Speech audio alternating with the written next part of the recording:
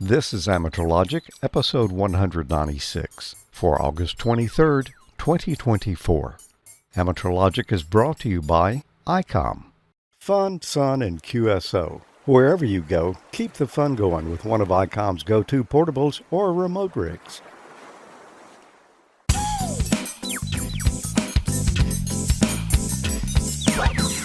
Greetings and welcome to another episode of Amateur Logic. I'm George.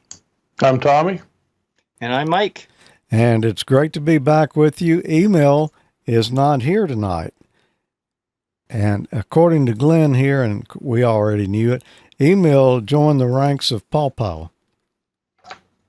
Ranks of what? Paw Paw. Oh, yeah.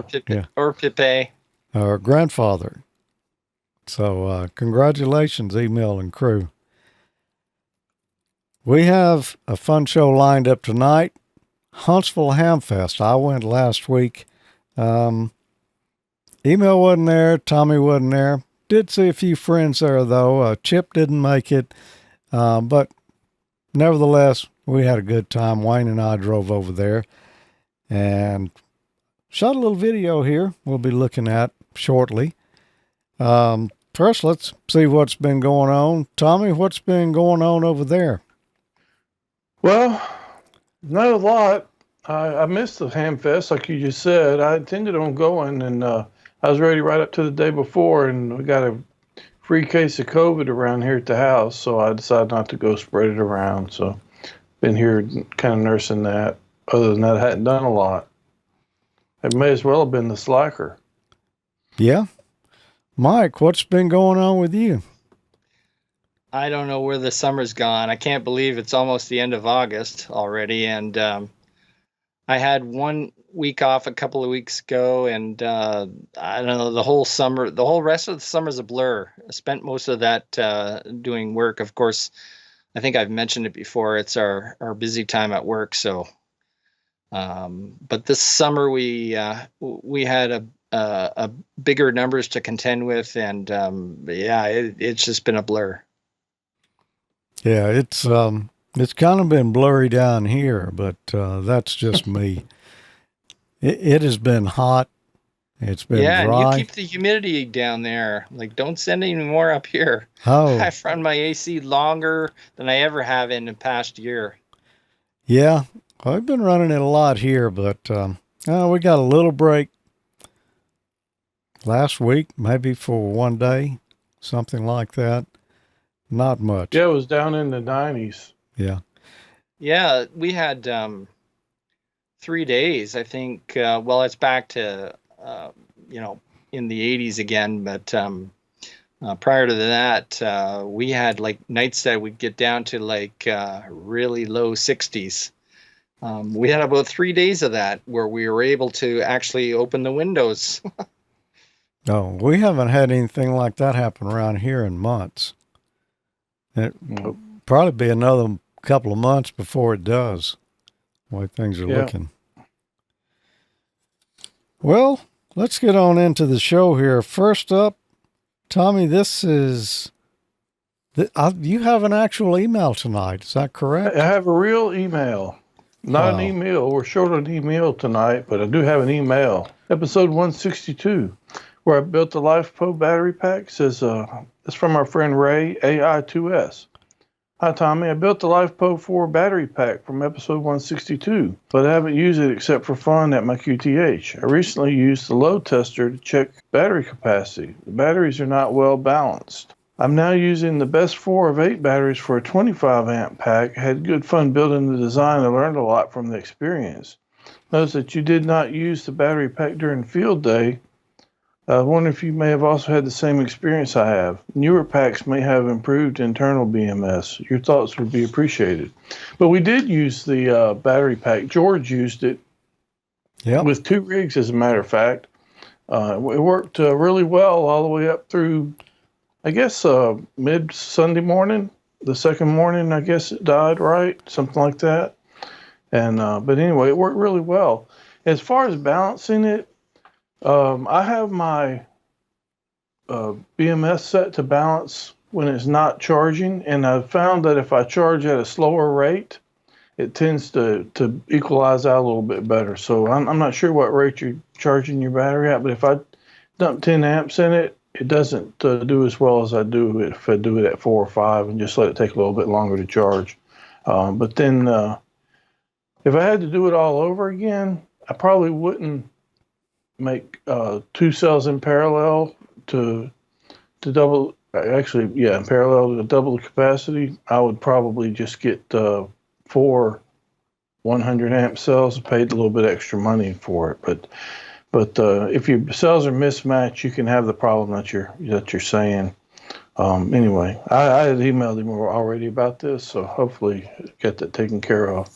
So anyway, appreciate it. Okay. Yeah, Tommy didn't use the battery because I did, and I got all the good out of it too. Yeah, it worked well. It was that second rig I was running that was doing FT8 was just sitting there hammering on it constantly. So it held up good. Yeah.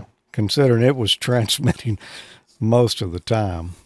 I did notice the problem when I was charging it, though, that they would get a little bit out of balance when it was charging if I did it too fast. So, like I said, I backed off on it, and it charged fine. Does your BMS show you that? Or you have to measure it? Yeah, it shows. Okay. I'm not sure if you showed the picture I sent you when I was reading the email. I did. Wasn't looking at the screen. Yeah, that's actually the BMS. And if you look at the bottom, the 3.598,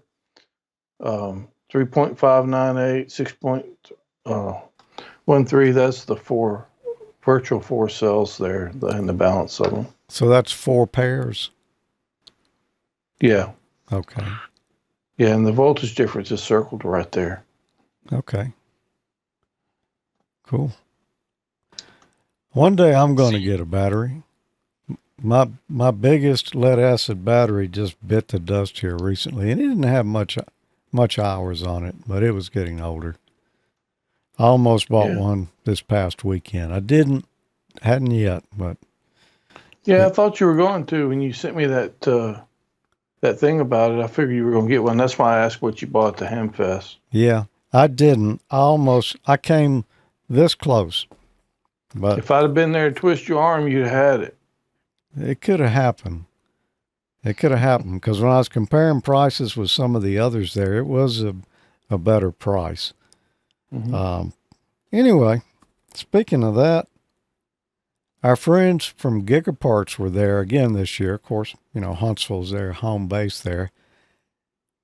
And wow, there was something new going on there I did not know about. I knew they got the new big building. I haven't been there. Wayne and I didn't make it over in enough time to go by on Friday.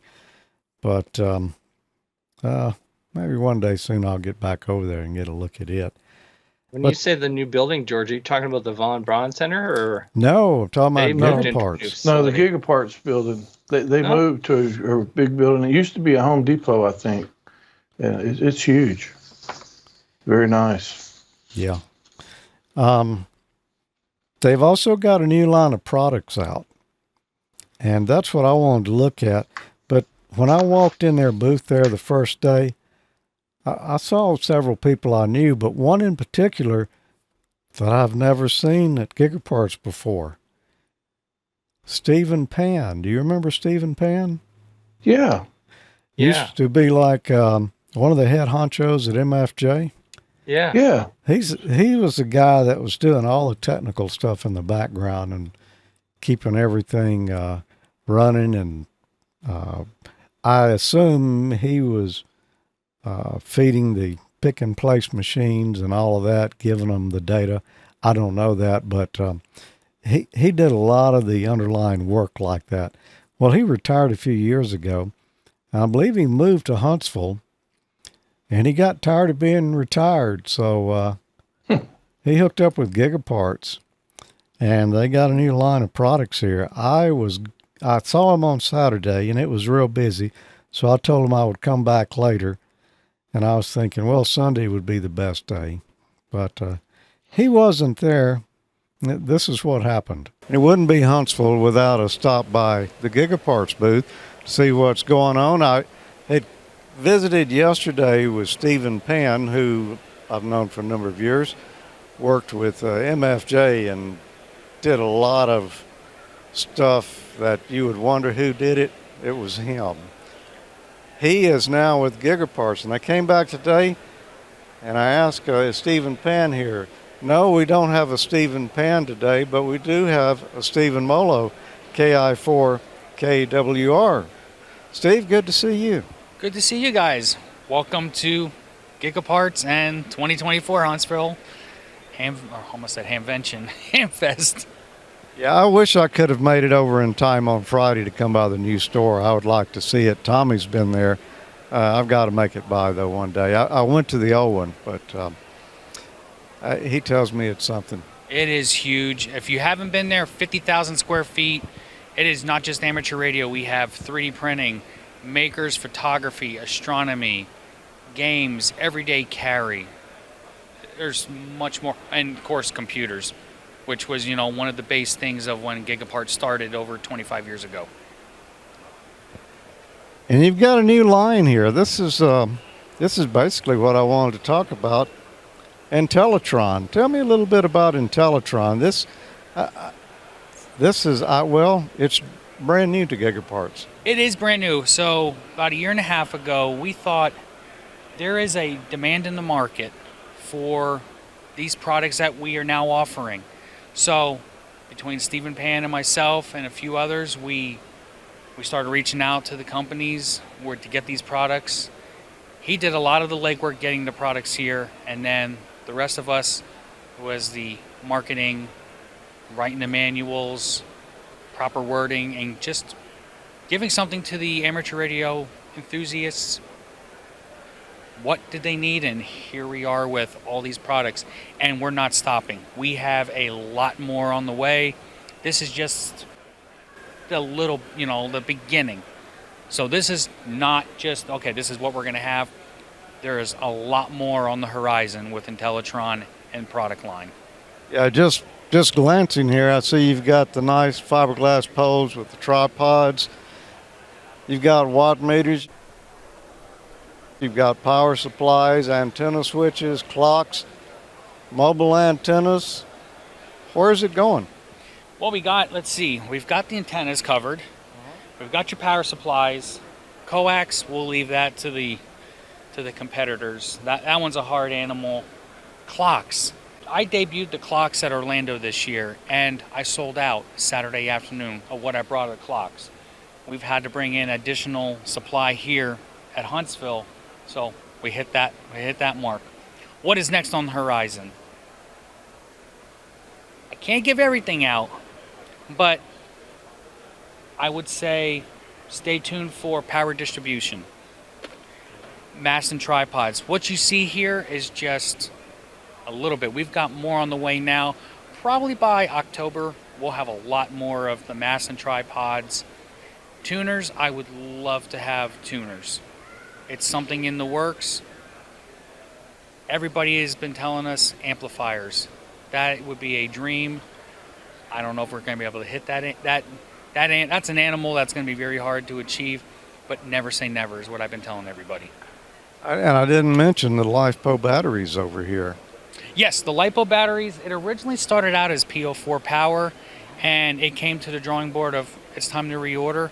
Why are we not just integrated with Intellitron and just keep growing the Intellitron brand? People can get a 50 amp hour battery, and that'll get them out and operating for much longer than a smaller 6 amp hour. We do offer 12 amp and 24 amp hour options, but everybody asks for a 50 amp hour, and let's bring it to the show, and here we are, and they're selling. I've had my eye on them. I've been thinking about pulling the trigger real hard. And the good thing about, as we look over at that PO4 power, is the weight. A lot of us were carrying these deep cycle, boat batteries, and that battery, I don't know the exact weight, but when an older gentleman, he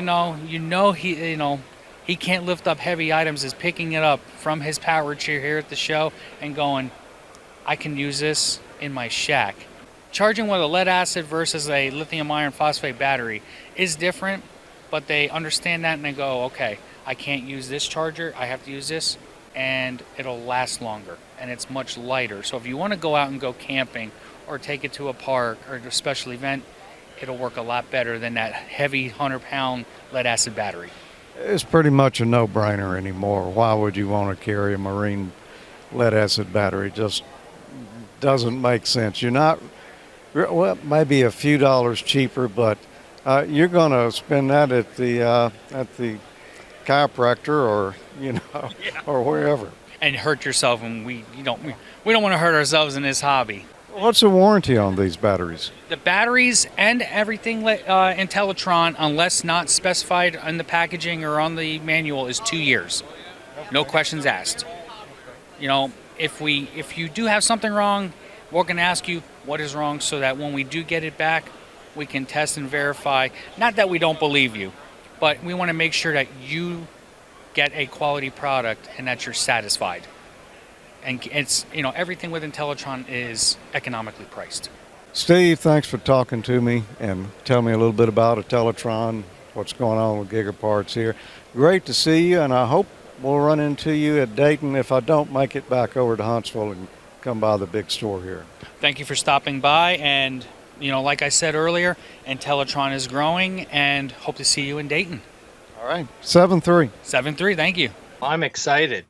Those were some really nice looking clocks there. I know that you saw a little flicker there on the screen. That was the frame rate of the camera doing that. In real life, they don't do that. I like the little Nixie tube one. Yeah, I want to get one of those Nixie tube clocks. They're cool. Yeah, they're sharp. They had when I was at the store, they had a pretty nice selection of Intellitron stuff. I actually bought an Intellitron speaker when I was there. And they said they were getting more things in. I imagine they're going to probably kind of build out that line, and probably some of the stuff where Martin, is shutting down stuff, probably fill in the gap on a lot of that stuff, which is great. Yeah, it is. I picked up something while I was there in their booth. Now, I didn't buy a whole lot this year. We'll look at it here in a little bit, but this one thing I bought here, Tommy, I was thinking you and I would open it, but since you're operating remote tonight, I'll just have to open it by myself. Okay. I think I can do it. They were selling... I saw those. No way. Is that like a surprise pack? A mystery box.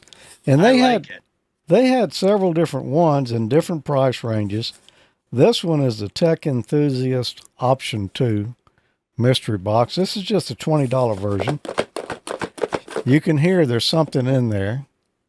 It's not a cat. Yeah, you don't want to let the cat out of the box. It seems like they had another range there that was called Outdoors or something similar to that. They had one that was called EDC. Everyday Carry. Yeah. When I heard that, I said, wait a minute. They're selling guns there now?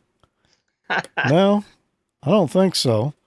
But, everyday carry, that's just like stuff you keep in your pocket, huh? Yeah, knives, flashlights, usually some kind of utility stuff. Okay. Well, let's see what's in this box right here. I have no idea. I haven't opened it yet. Wow, that's almost the same dimension of the ones that Radio Shack used to carry. Well, it is, but I'm pretty sure it's not going to be the same thing here. It doesn't feel as heavy as a Radio Shack, and it doesn't rattle like it's as many parts as was in a Radio Shack one. But what is that? Oh, there's several things in here. It's not Bethany's Jello mold? No, it's not a Jello mold. What is that? A USB stick? Yeah. This is a 64 gigabyte thumb drive. It's too bad Phil's not here. He'd be calculating with his fake cash register. And it looks like it's a USB 3. Looks like it's blue up in there, so yeah, that'll be handy. Yep. It's what is that? I don't know. There's a little screw here on the side. Okay. You can unscrew it, and that I don't know what that. Oh, you pull it out. Okay, and that's how you hook it on something. Oh, okay. Cool. Nice. This is a nondescript white box.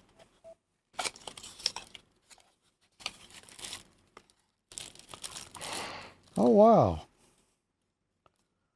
This could come in handy right here. We could have used a pair of those a few months ago before you upgraded to AC. Yeah. Well, it has batteries in it. But it's not doing anything. Pull out that little cardboard tab.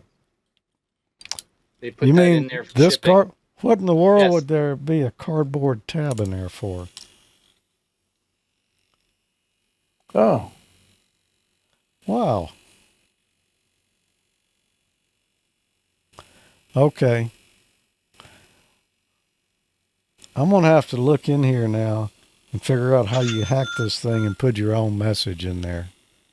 That's cool. Persistence of vision.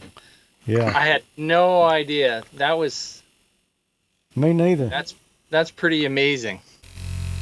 We could have used these in here back before I had the new air conditioner, Tommy.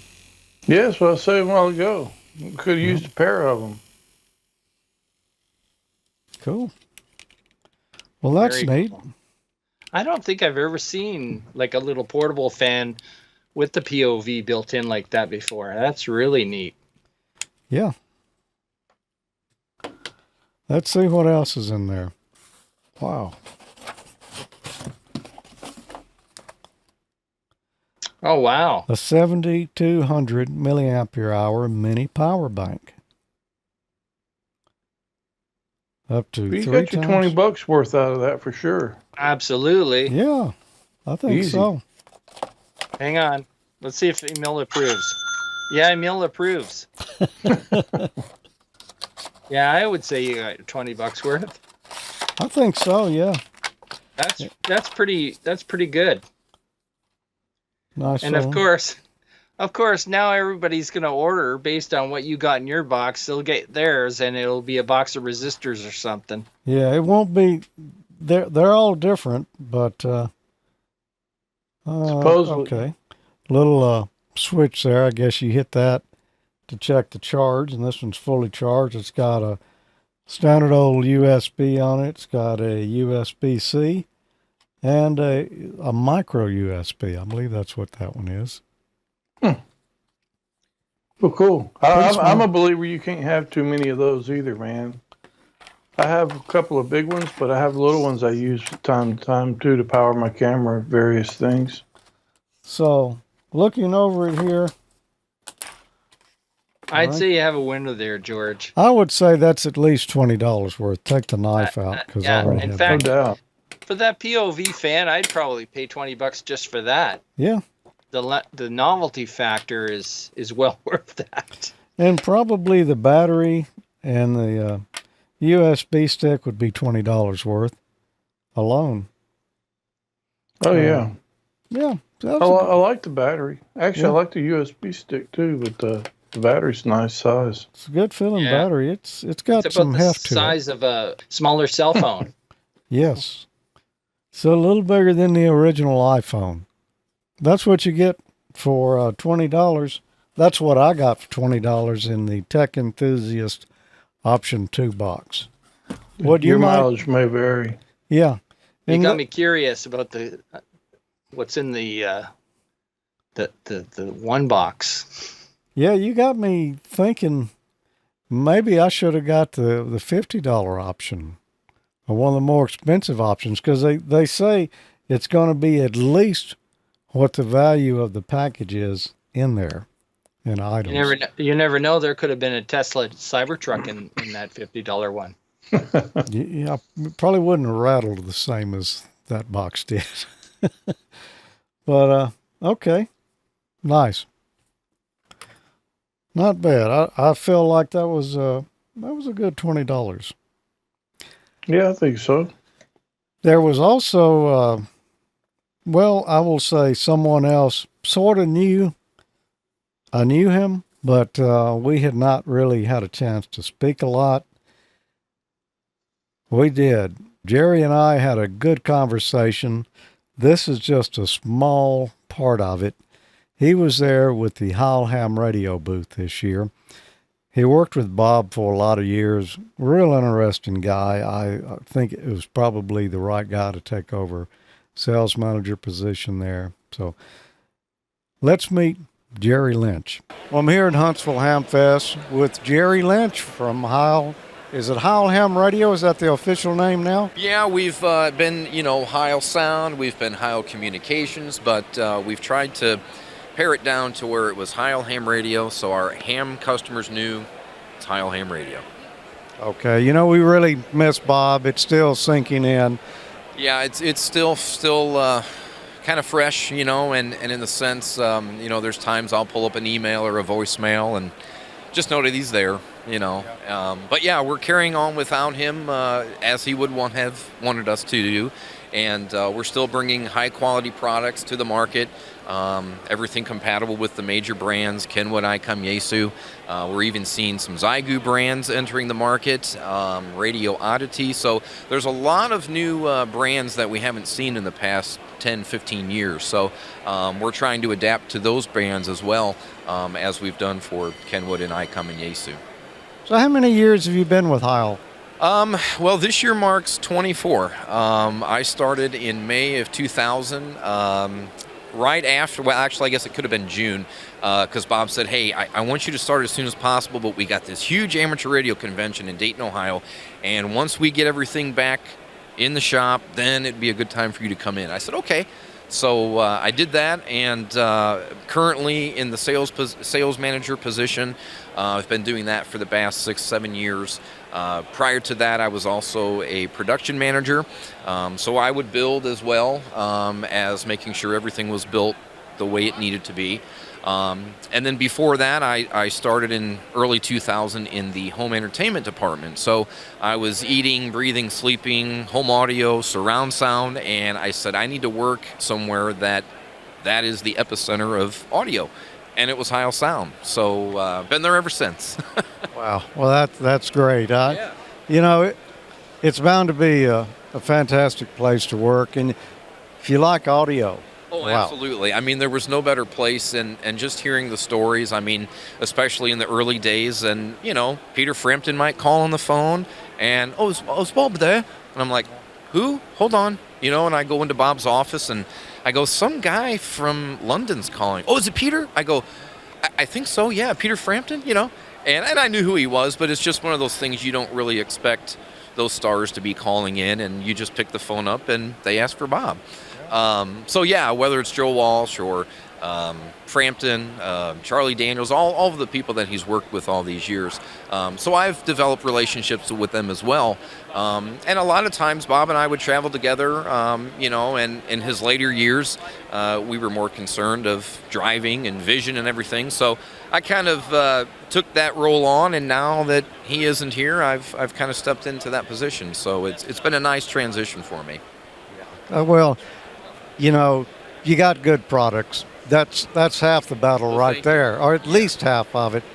This PR22 is one of my all-time favorite microphones. Now, I'm a musician. I worked for radio stations and engineering for decades and done a lot of recording. But the way this mic sounds, it's and beautiful. if I get over here, as Bob would say, Yes. yep. And a lot that's of true. rejection. And the thing that's so nice with microphones, I mean, yes, everyone has a certain preference of microphones, but when people are not aware of using a good quality microphone, the brands that people use, it's just kind of a situation where they don't think about it, or they see who else is using it. Oh, that's what I'm going to use. So we really respect our artists, front of house engineers, monitor engineers, for going out and looking for the best that's in the market. And we feel that we've got that product, whether it's a guitar, drums, bass, vocals. I mean, we know how music should sound. We have a lot of musicians. I'm a drummer. Ash is a guitarist. We've got a bass player, another guitarist in production. So we've got a lot of music in the central of Heil Sound. And you have to, in order to understand your customer and bring to market a product that they want to buy. Okay. So you're a drummer. I'm a drummer. Yeah, left-handed drummer. I'm a left-handed drummer. So. Oh, left-handed. Do you set up left-handed? I do. I couldn't play your set then. No, not at all. You carried on the full line of Heil microphones and other products. I see you've still got the parametric EQ system out there. Is that a good seller? Yeah, it is. A lot of our customers call it the PROS, just as the acronym, but it has been, and a lot of hams, as we age, you start to lose hearing, or maybe your job and your career that you chose, your hearing's deficient. You've got a lot of foundry workers, you've got a lot of engineers, you've got a lot of, loud applications where that can damage your hearing. So you want to be able to adjust the settings, and a lot of times it's much easier to do it on the fly with a knob than menu diving. Yes. And forgetting to save your menu after you've exited. So you could have 15-20 minutes setting up a radio and you hit the wrong button and it's all for none. So with this, it doesn't limit you on what you can make your receive audio sound like. And we've got, the mid-range parametric EQ, which is extremely important for amateur radio. We've always integrated a 2.4 to 2.5 boost in the frequency response because Bob was so adamant about the difference between P's and T's and S's and C's. So that mid-range and the way that our ears are designed, it's noticeable. So we have bass and treble as well, but you're really going to see the biggest improvement through that mid-range adjustment. Sure, you never heard the word articulation. No. I mean, it was, in my early days, I had my, not even an office, I just had like a countertop sitting out, and Bob was down the hall, and I would just sit on the step and listen. And yeah, it was, 20, 30 times a day of hearing that articulation and things being intelligible. Yeah. Because sometimes, we're just dealing with rag chew and it's fun. But there are serious times where it's a matter of life. Yeah. And if you don't hear things correctly, that's a problem. So what would you say is the most popular among microphones? Now, not headsets. I'll ask you that in a moment. Well, our microphones, the Gold Elite is one of our more popular models because it offers two elements. So in the days past, we had an HC4 element, which was a contest element. But it was Willie Nelson. I mean, it was just punchy and getting up, breaking those pileups. For rag chew, it was terrible. So a lot of people like that, again, because they can flip the switch. Now you have a completely different response from one microphone to the other. And then you flip back and you're back in rag chew. So that's a very good one, but I probably would say the 781, PR781, because it does work with some of the ICOM radios. It works with all Kenwood, all Yaesu, Flex, Elecraft. So, I mean, that's probably one of our more popular microphones for the amateur line. Well, let's switch gears to headsets. Okay. All right. You've got, how many different, I see right here in front of me, 5 different models. Yes. But that's not all of them, is it? No, it's not. A lot of what we have shown currently is what's in production. We are in the process of updating our BM17. Originally, when Bob released that, it was kind of in an emergency ECOM yellowish orange. We've been getting feedback from customers saying, it's a little polarizing for me. If it was in black, I probably would buy it. So our next production run, which should be shipping in the next 30 to 60 days, will have the dual side finished in black. The single ear will still be in that caution yellow, but a lot of our Parks on the Air customers are telling us, hey, it's perfect for this, so don't change anything. So, we listen to our customers as we do our artists, and that's usually what determines our product. Bob had wanted an Ultimate DX contest headset. He worked a lot with Tim Duffy, and Tim had said, Bob, these are the requirements that we need. So this is the result. It's a Pro 7. It is a military spec. It's almost kind of a aviation type headset because of the noise levels. Certainly they're not the same as what you would have in an airline, but when you got a room full of people calling, it gets loud. So the isolation that Pro 7 offers really does a good job. This product right here is neat. Yeah. I have never clicked one. I had to see what it feels like. It's satisfying. It is, and the thing, every time I look at it and I use it, it always brings a smile to my face, because when I was a child, I had a big RC track in the basement, and when I put that in my hand, it just brings me back to when I was 10. So sometimes if I need a little, boost in the afternoon, I'll go out into production and just push the button a couple times. And but yeah, it's a really nice ergonomical trigger. You can use it forwards or backwards depending upon your application. So yeah, that's one option of a PTT device we have, as well as the FS3 foot switch. So on this one, it's the older purple version, but now that we've kind of did a rebrand of everything being blue, this pad is now blue. But same good quality, single channel foot switch. You could either use another one of these to key a radio to relay before transmit. This one retails for $35, as does the hand switch. And then lastly, the CB1 PTT base is a base that has push to talk in it. Jerry, I appreciate you taking time out to talk with us. Well, thank you, George. I appreciate it. It's always great to see old friends and new friends at these shows, and we're always looking forward to answering questions for our customers, so we appreciate you being here as well. Well, thanks.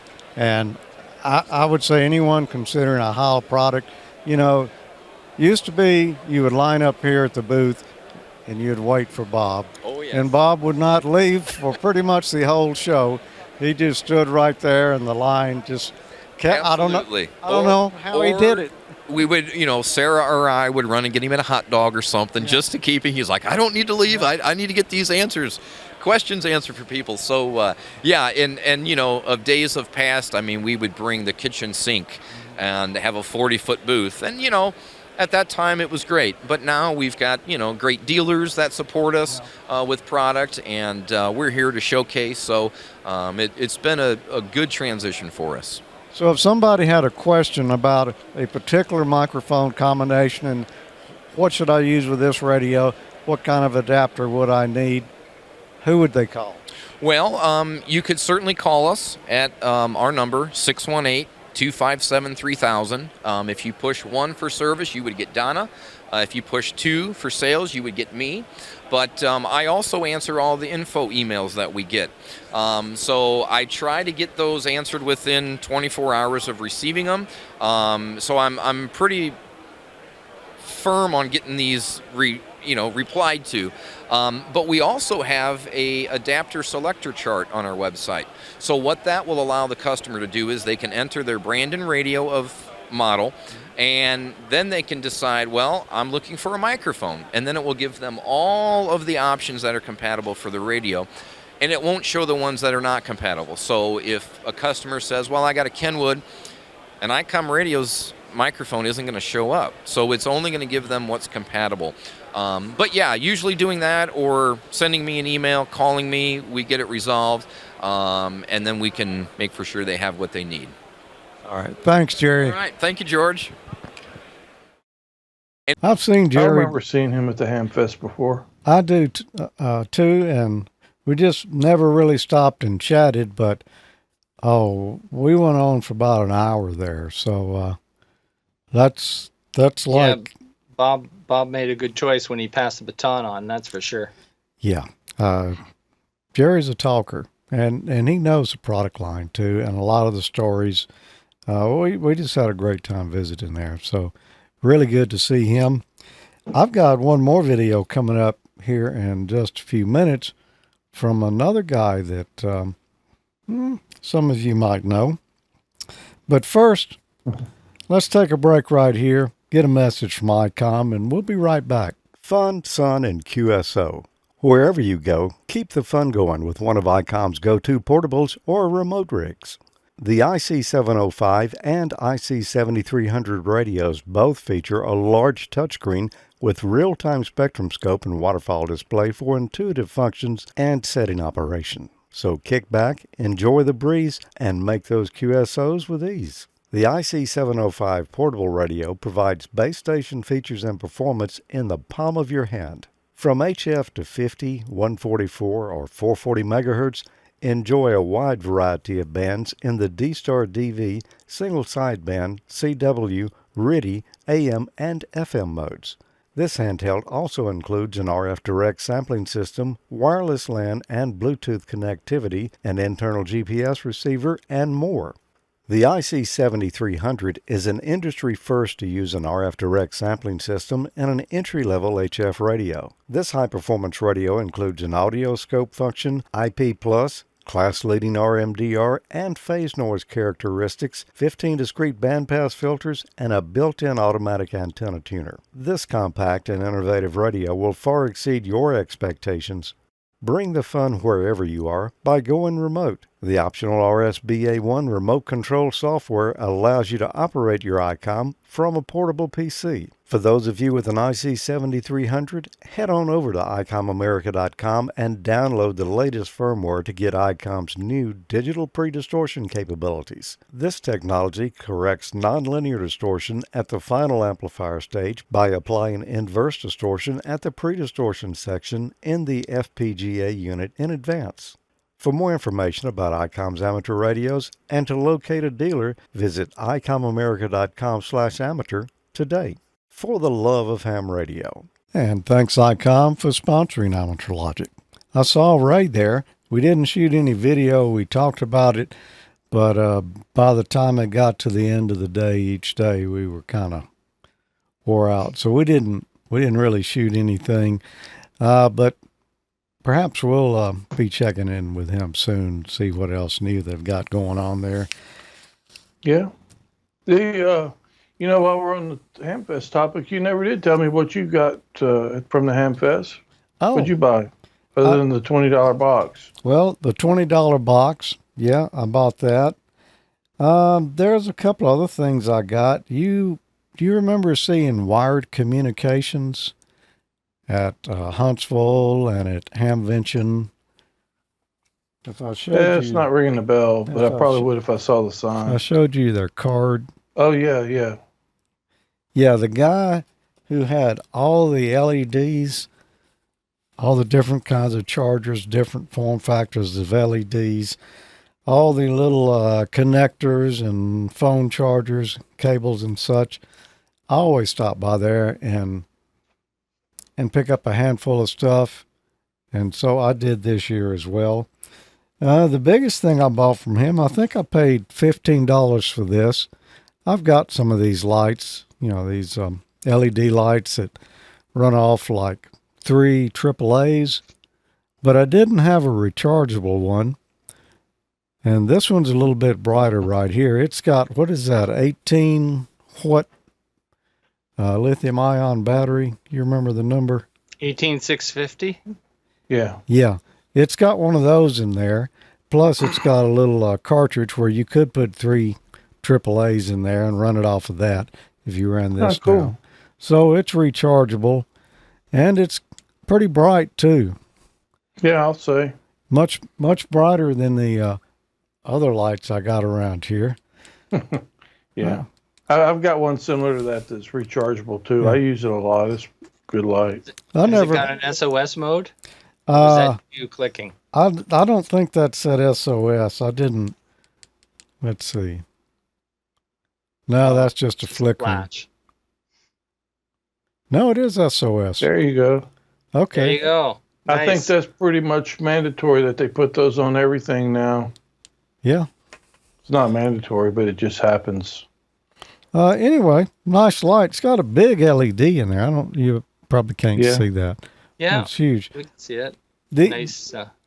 The others I had were nice, but it's good to have a rechargeable one and one with a little more strength. Yeah, to those things. The one with the 3 little AAA batteries, it burns through those batteries if you use it much. Yeah, put those ever-ready lithium batteries in mine, and they last pretty good. Yeah.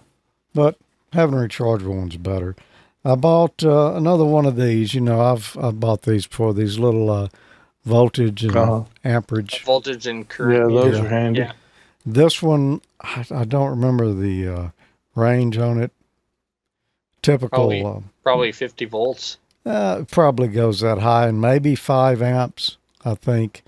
You can test it out and find out. Yeah, I'll get back to you on that.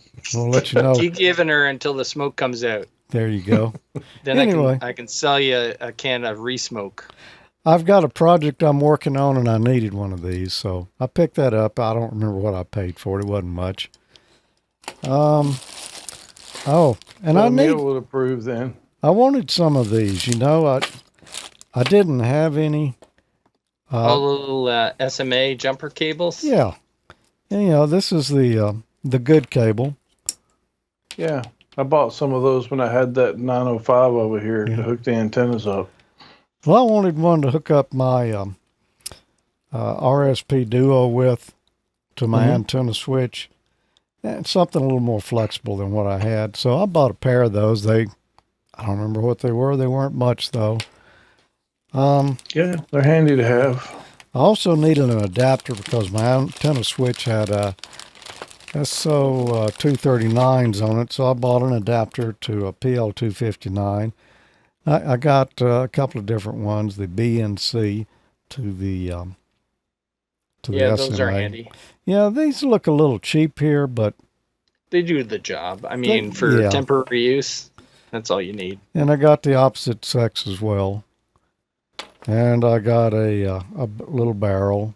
You know, I don't have a lot of SMA adapters, so I'm a big fan of adapters. So I bought several there. That'll be handy for basically all the new HTs come with the some come with the regular polarity SMA and some of the reverse polarity SMA. So Yeah, you'll find those adapters handy for that. yeah. And if not, I just know that I got it. If That's nothing right. else, just peace of mind, you know. That's another thing. You can't have too many of adapters. Yep. That's right. I've got Because somebody will borrow them from you and they will forget to give them back to you.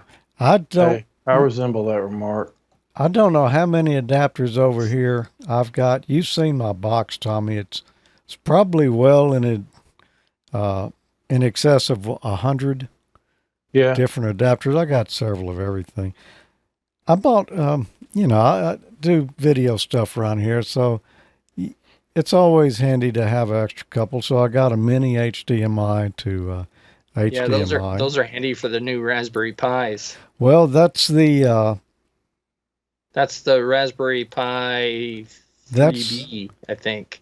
Yeah, that's the mini. And then they went to the that's the mini, right? And Yep. then they went to that's the micro. there. The micro. So I bought a couple of the micros as well.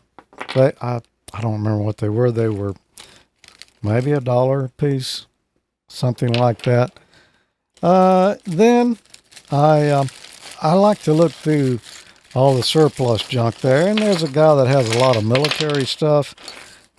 Another thing I like to keep is crimp connectors. Yeah. The good kind. These are the military ones here, the way they're packaged. Very, very good.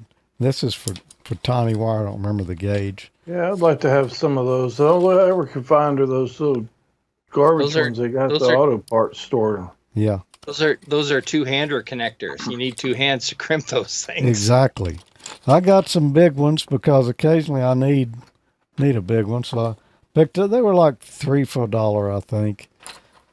So I got some of those. I got the next size down. Some of these.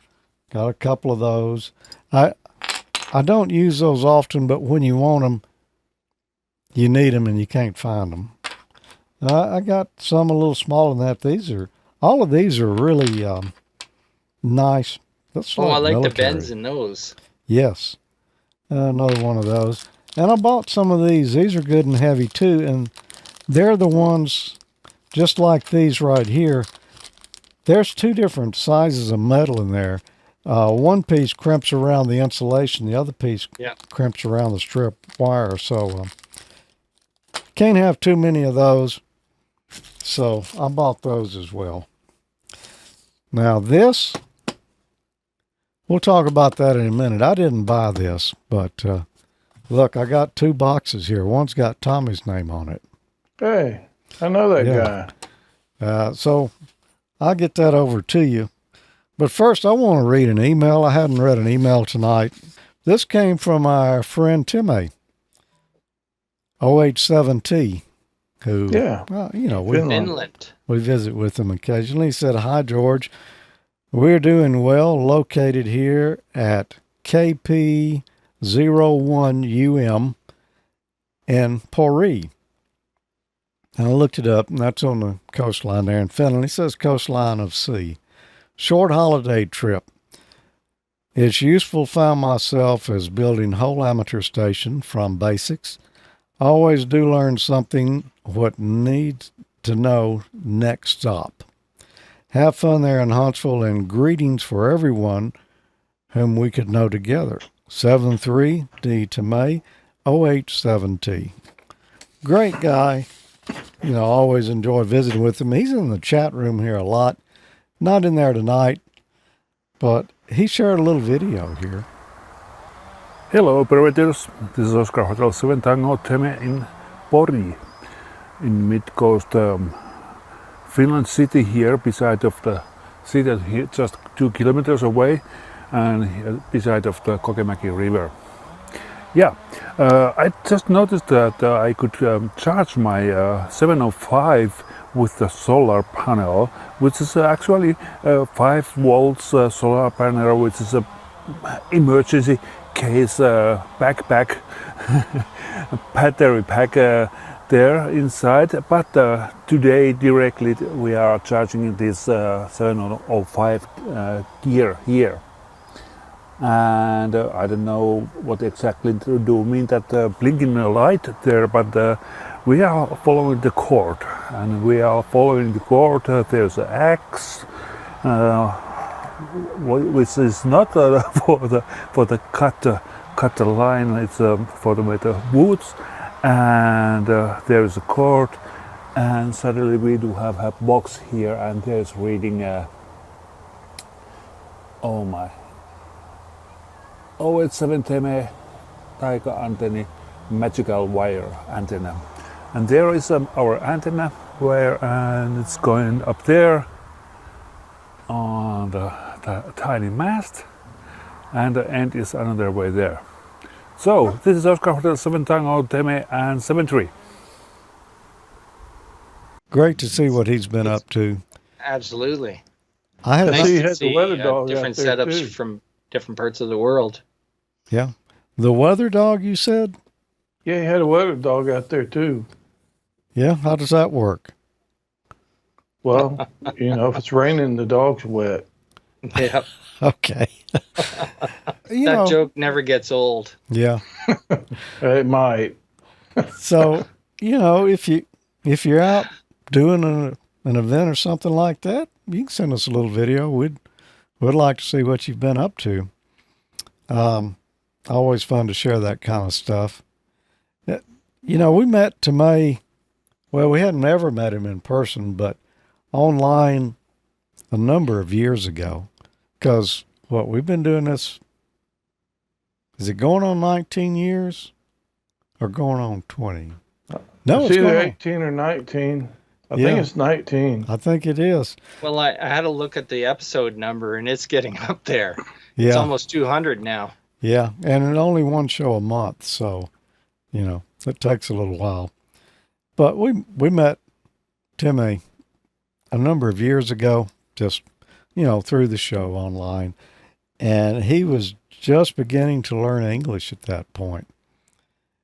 And I believe he's the one who told us he liked watching the show because we talk slow, and it helped,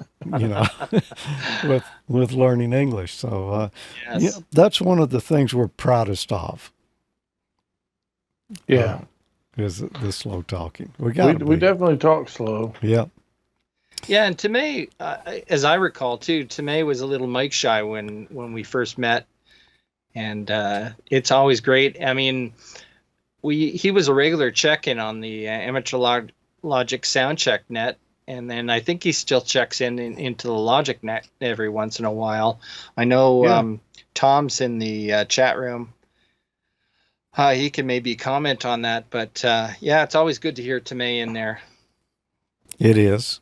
Yeah, super nice guy. I'd like to meet him in person one of these days. I would too. Maybe he'll make it to Dayton one year. Maybe. Or maybe We'll make it over there one year. Who yeah, knows? to Friedrichshafen. That would be. That would be the one to go to. He's not too far from that one. No, he's not. I would like to go to that one. There's another one of our friends in the chat room over there. Who is that, Tom? Tommy? Tom, WA2IVD. Yeah. I visited with him while I was there. As a matter of fact, these boxes right here that I was just talking about, I'm not going to, well, we'll come back and look at that. Give it away. Come on, open it up. No, well, we're going to see it anyway. When I got there, I ran into Tom pretty early on in the Hamfest. Oh boy, yeah. This is one of his something boards. he created. Yeah. Brand new. A nice device. Got one for me. He also sent me one for Tommy. Awesome. That's one of his projects. Another one here. And he will talk more about these. It's a kit for a crowbar circuit, which could be handy. Particularly very nice. If you got a rig that doesn't have that. It's our friend Tom Apalenek, WA2IVD. You've seen him on the show here before and ran into him at Huntsville Hamfest. Tom, it's great to see you. It's good to see you, George. It's fun to be here at Huntsville again. You run the, well, we've changed the name of it. What is the name of the net now that you've been running with all the digital modes? We switched it over to the Logic net after the Soundcheck net decided to kind of sunset there a couple years ago. And it's been on hiatus for the summer or summer vacation. That's about to start back up, isn't it? Yes, it is. We're going to start it up at the end of September, so be watching for it. We'll get some announcements up on the Facebook, the Amateur Logic Facebook site, and the other social media sites. Yeah, just let us know and we'll make sure it gets posted around everywhere. That's always a fun event. Once a month again? Yeah, we're going to do it once a month, and we're going to do it the fourth Tuesday of the month. We were doing it the Tuesday after the live stream, but kind of got hard for people to do the scheduling, so we just said, let's just make it the fourth Tuesday of the month, which most of the time is actually after the live stream. And that's a fun net. I don't remember how many different modes we have on there now. Was it close to 8? It's got to be at least 8 or 9. I mean, it's just about every digital mode that's out there. Yeah, we've got our friends that have these linked together through hubs, through repeaters. Across the U.S., we have folks from all over the world check into it. So do check it out, the Logic Net, and we'll be posting when it's going to be on again. And generally before every net, a day or two, we'll post out there to let you know about that. You brought some actual projects and products with you this time around. What's that you got in your hand there? So this is something I call the mini bar, not the mini bar that you have at the hotel, but this is an inline crowbar circuit. I decided to do a couple of sort of accessory projects, I guess, for mostly for some things that I needed, and I thought, this might be useful for some other folks. So this is an inline crowbar circuit, and it's called the Minibar 1516 because you can set it to trip at either 15 volts or 16 volts. And it's just got Anderson power poles on each end. Basically, this is designed if you're connecting your expensive, ham rig to an unknown power supply. Maybe you're at a field day with a club event, you don't know whose power supply or what it is. Or, as many of us hams do, and I'm sure the cheap old man can attestify, we spend $3,000 or $4,000 on an expensive HF rig, and then we go buy a $59 Amazon power supply to connect it up to.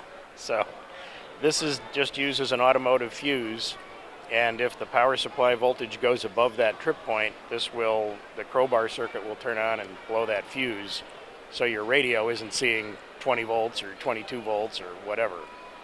That's a good idea. And I could have used one of these, well, right after I got my license, and I decided I would build my own regulated supply, which became unregulated and ran up to about 30 volts. And you didn't have a crowbar circuit in it? No, the radio was the crowbar. Yeah, the radio was the crowbar circuit for it? Yeah, that's the way some of it works. So, and some of the, like Astron, some of the better power supplies, they have a crowbar built in. So you don't need this for those. But if you're using a surplus industrial supply or, one of the $59 specials or something, if that regulator goes, you could be smoking a real expensive radio.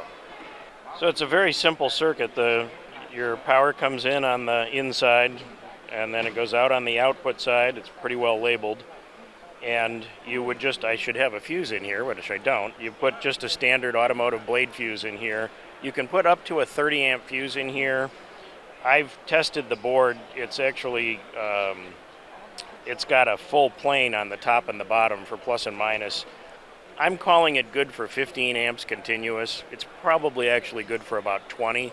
And I rate it for a maximum fuse of 30 amps, intermittent. It's plenty for a 100-watt HF rig if you're doing sideband or FT8 or any of the normal modes. If you're gonna do the ARRL bulletin and send RIDI for 30 minutes straight, that might be pushing it. But for any normal use, it'll work for any 100-watt radio. And it's just got an SCR, silicon-controlled rectifier in here, and a couple of Zener diodes and circuitry that will make it trip when it hits 15 volts or 16 volts, depending on where you set the jumper. It's a very cool idea.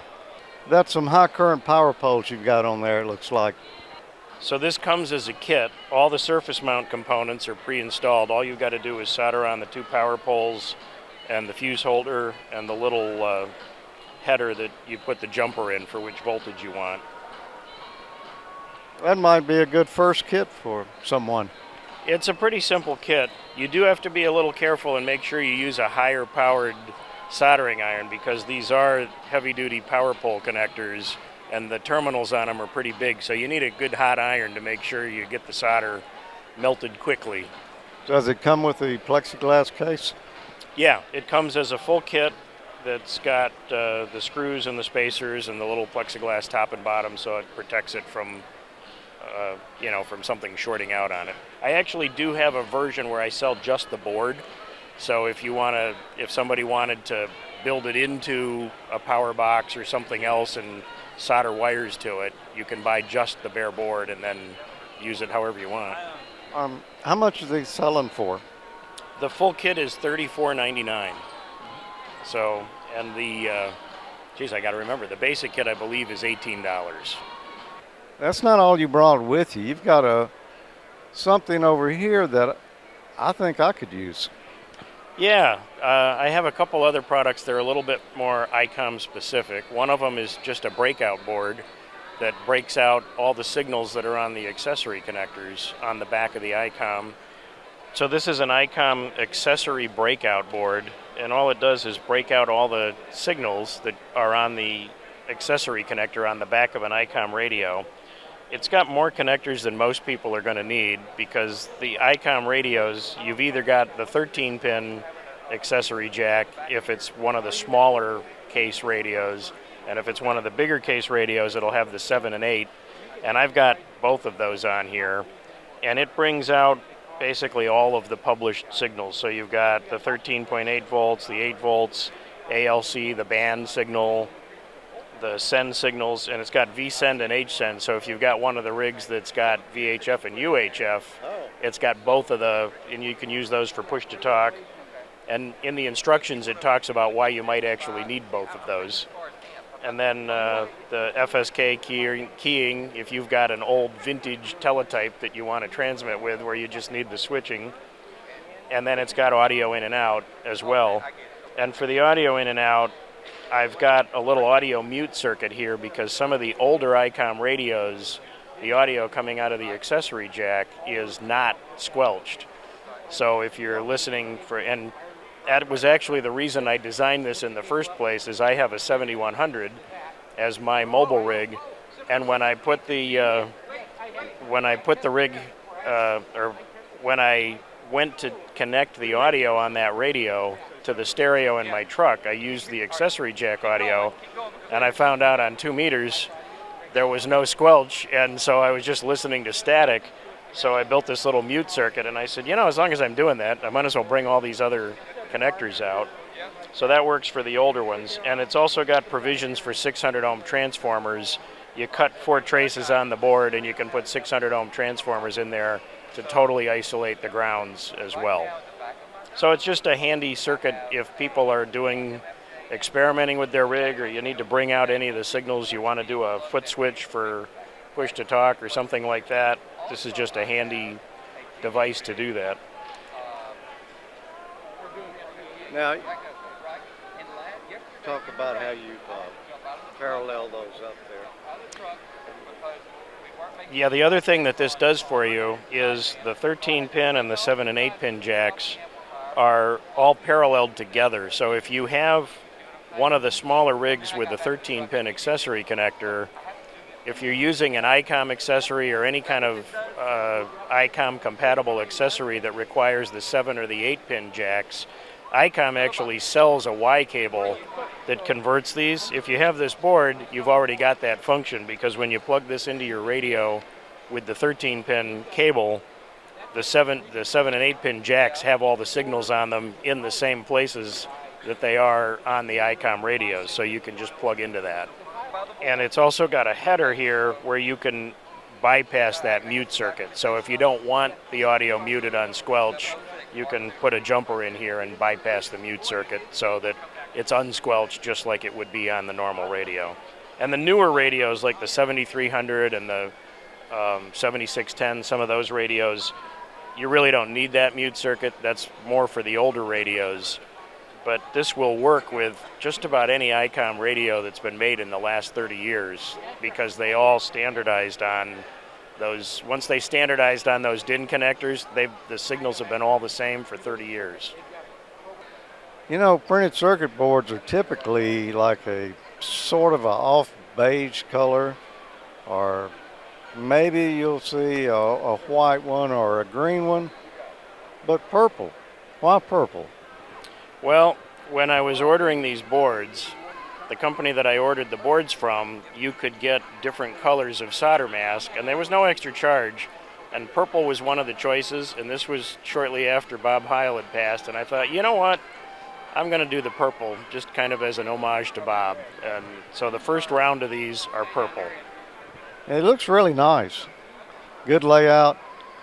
The bottom, it's pretty much a ground plane. The bottom is a complete ground plane except for one section that's got its own separate ground plane for those transformers, and if you cut the jumpers, it separates that.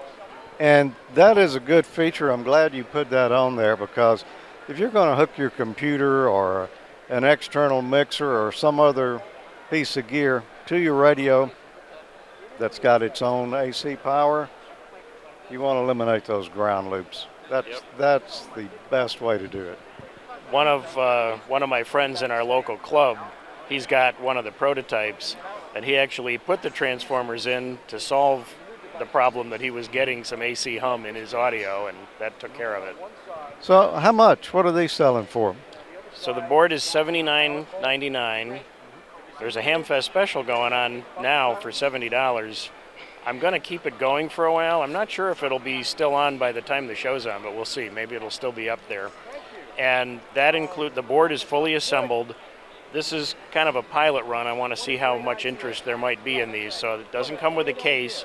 It does have the STL files for a 3D printed case. They're on the website. People can just download those for free and make it. And you do have to get your own DIN cables to go with it, but they're readily available on Amazon or eBay. I couldn't find them for a price that I was comfortable. I didn't want to mark them up and just resell them. So I said, you know what, people can buy them and then not have to pay any extra markup. Or you can just buy a connector and solder it on yourself. You can do that, but the 13 pin, that gets a little tricky with the... That is very tricky. I have done it. You're not going to do that with your Weller gun. I'll put it that way. Probably not with a Weller gun. You need a pretty fine tip to do those 13 pin connectors. I've done them as well. And this is, if you were looking for it on your website, on there is ICOM accessory breakout board. It's real easy to find on the website. Well, that's good looking connectors, good looking layout. Yeah, that's great. There's one other thing we didn't point out. I have reverse diodes for the push to talk and the 13.8 volt, so you can plug a relay directly into the phono jacks if you need to do a relay for an amplifier or something. The diode protection is built in. So it'll snub it itself. Yes. And that's not all, folks. You've got one other option, don't you? I have one other item. You know, all of the new radios today, they've got so many functions they can do, so many menus.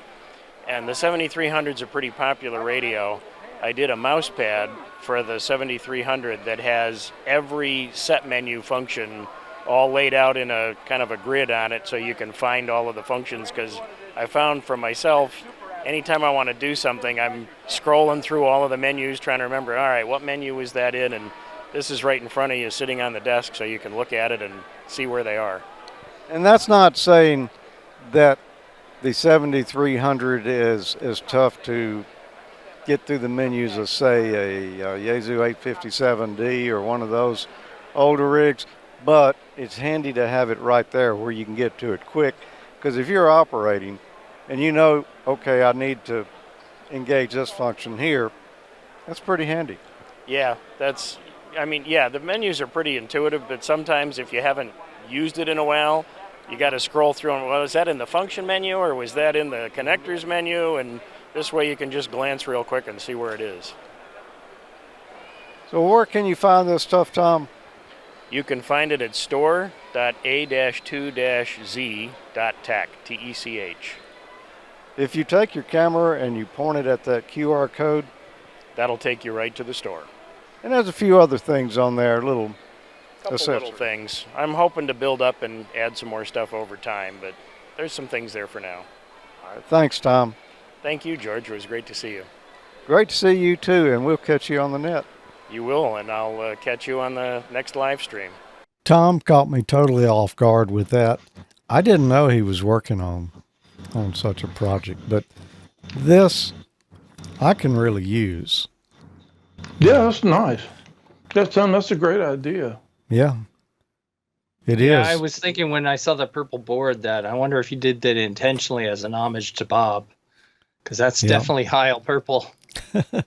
The crowbar is a kit. He's got all the surface mount stuff mounted already, but the connectors, fuse holder, you mount those yourself.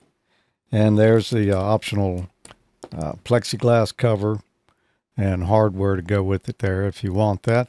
That's a good idea too, and that could have, well, I was going to say that could have saved me a lot of money when I used the rig for a crowbar, that old Alenco, but Alenco replaced the rig, so I was lucky on that, just out shipping cost. But I really like the acrylic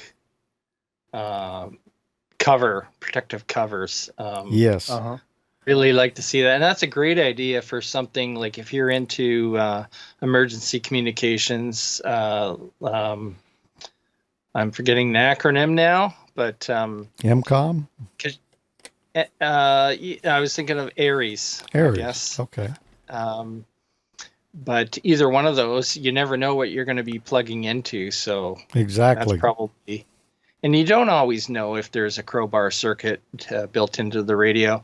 I found out when I was still a teen. Well, it wasn't exactly a crowbar, but it was. They had a reverse polarity protection diode in the radio, but I still smoked the diode. Now, of course, the diode shows up as a short, So I had to send it into radio. It was a scanner. I had to send it into Radio Shack repair before I really knew anything about electronics. I had to pay somebody else to fix it. That's my view of Huntsville Hamfest this year. There was way more stuff here than there was time to cover, and I wanted to do some things that I felt would be interesting and that I didn't know about. I wanted to know a little more about, and people I wanted to meet and talk with. So that's what we got. That was interesting. Thanks for getting the video from there. Oh, and Thanks for that. I got to make it to Nice Huntsville one of these days. You do. I keep saying that, Yeah. but I I tell think you, I'm the only one around in the group here that has never been to Huntsville. And I'm even including most of the people in the chat room. They've been to Huntsville, and I haven't. so has cousin Jerry ever been to Huntsville? No, actually, right after COVID, when they opened Huntsville up again, we were kind of spitballing and seeing if we could make it work to get down there, but it just didn't happen. But yeah, he's never been there either. So maybe one of these days. Yeah. But we'll meet you there next year. Sounds like a road trip, doesn't it, Tommy? Yeah. How's Wayne, by the way? Oh, You Wayne. mentioned Wayne was with you. He was with me. Wayne's doing fine. I didn't actually, both days there at the Hamfest, we walked in to the Hamfest together, and he went one way and I went the other, and we didn't really see each other for the pretty much the whole thing because there's just so much to see. And, we both knew a lot of people there we wanted to visit with and all. So, Right. I was going to get him to run some camera for me, but it just didn't work out that way. Everything got shot anyway, so no problems there. How we're going to wind up the summer here, guys? It's not that much time left. Now, I know at the end of next month, the fourth Tuesday, that is going to be September 24th, will be the next Logic Net. So the assignment for everyone, not just you two, is to come to the net on the 24th and tell us what you did on your summer vacation. That sounds like a good challenge. Mike, I don't even know, you were so swamped. Did you do anything for Field Day this year? I missed Field Day. I haven't actually turned on or operated a radio probably since March, February. Wow. It's been that long. I was asking y'all earlier what you did on your summer vacation. Did you even have one, Mike? I had 1 week off, and that's because work had a system shutdown. So with the system shut down, I would have been twiddling my thumbs anyway. So I thought I might as well take the week off. Yeah. And of course, the weather this year has been crazy for the weather, especially this month. You'll get rain and sun in the same day, and that'll go on for a few days. The weatherman makes predictions for what the weather's supposed to be like, and it's been wrong. So it makes it difficult to plan for anything, especially if it's outdoors. But like I said, this time of year is my busy time at work. So yeah, typically I'm looking forward to taking some time off, but that's not going to happen. Well, I'm not going to give it away yet. Okay. I'm actually off Labor Day week. Is that next Again. weekend? Yes, Yeah, it starts not this, next weekend. not this coming weekend, but Okay. the following weekend is Labor Day. And actually, the next Ham College is going to be next Friday. If Yeah. Dean Martin is in town. I'll be here. I'll be here Okay. for that for sure. Hey, I'm just wondering, because I've kind of been out of the picture lately. Is there a graduate commencement ceremonies for someone in particular Oh, like happening? Nigel?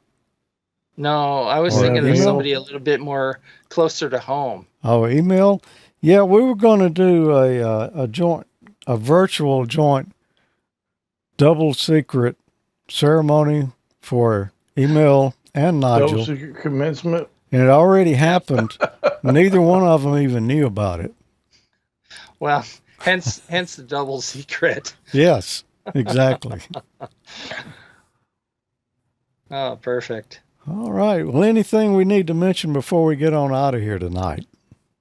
Tommy? I had Oh, sorry, I go had ahead. I had one news item. I don't know if it's handy there, George. Did I miss that? Yes, I missed Yeah, it right we up didn't at talk about it. It might be a little older news now, but anyway, for those folks that haven't heard, the Raspberry Pi Pico 2 is now out with the new RP2350 chip.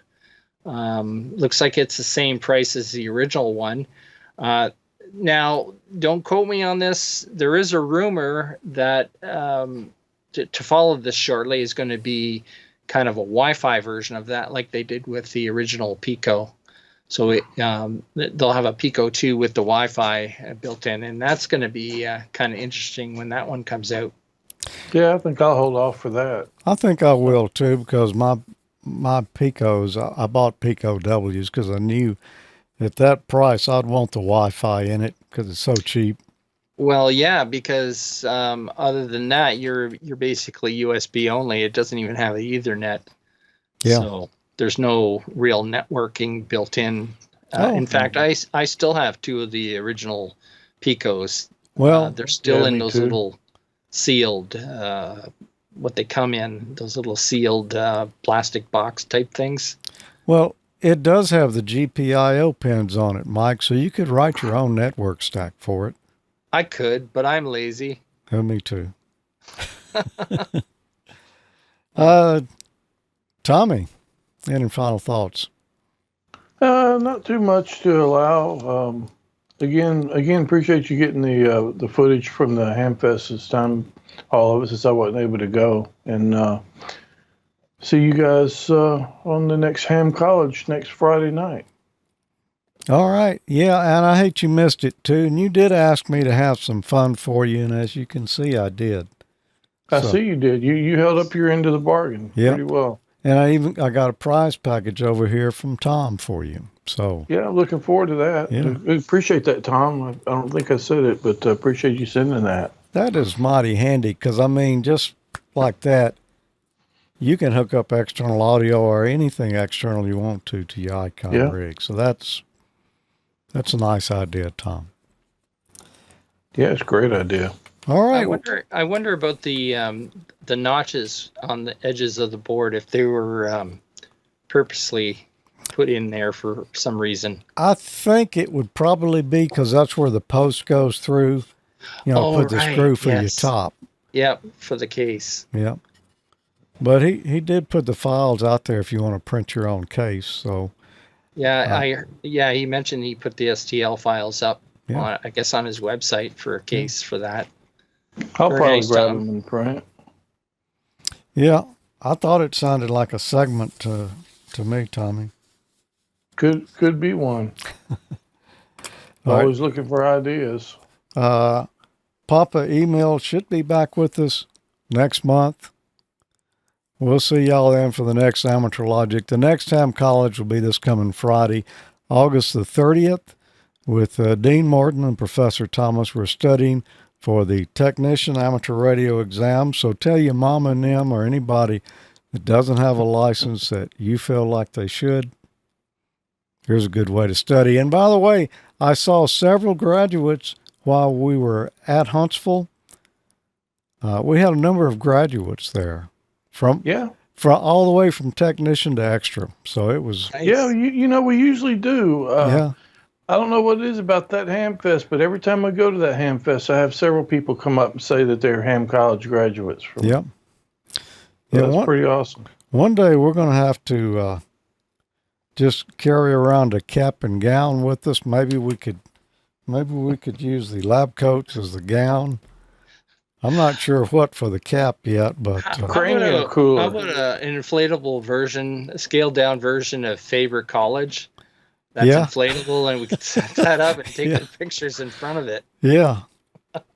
We can put the cranium cooler on them and then the lab coat. There you go. Graduation photos. That's a good idea, Tommy. Mike, can we You know what? can we do something That with just this? gave me an idea. I'm going to have to modify the cranium cap so there's POV built in to the fan. There you go. Need to be able to change the message though Yeah. Yes. to your own custom. I bet you can do that. I'm gonna have to see what chip they got. I doubt they got a socket in there, but I don't know. Yeah, it'd be cool if see you could what's put your call inside. sign on it. Yeah. The one I built used an AT Tiny. It was a little 8-pin dip microcontroller, and it only used like 2 pins to program it. Yeah. It wouldn't take much. Didn't take much at all. Yeah. All right. Thanks for being here with us, everyone. Appreciate you watching Amateur Logic. Once again, if you would click that share button down there, share the word with everyone, all your friends. Click the like button as well. We would appreciate it. And I also did see someone there, Tommy, at least one person told me they watch on Roku. Oh yeah. So your efforts are appreciated there on making that happen every month. I'm pretty sure there's more than one person doing that. I know there is. I've looked at the numbers. There's a lot more than one person that watch that way. But there's also folks, that are downloading it at AmateurLogic.TV, watching it on iTunes, archive.org. Amazon Fire Stick. And that's not even on the list here. It should be, because I publish it every time on that one too. Yep. 7-3. 7-3, everybody. 7-3. Good night.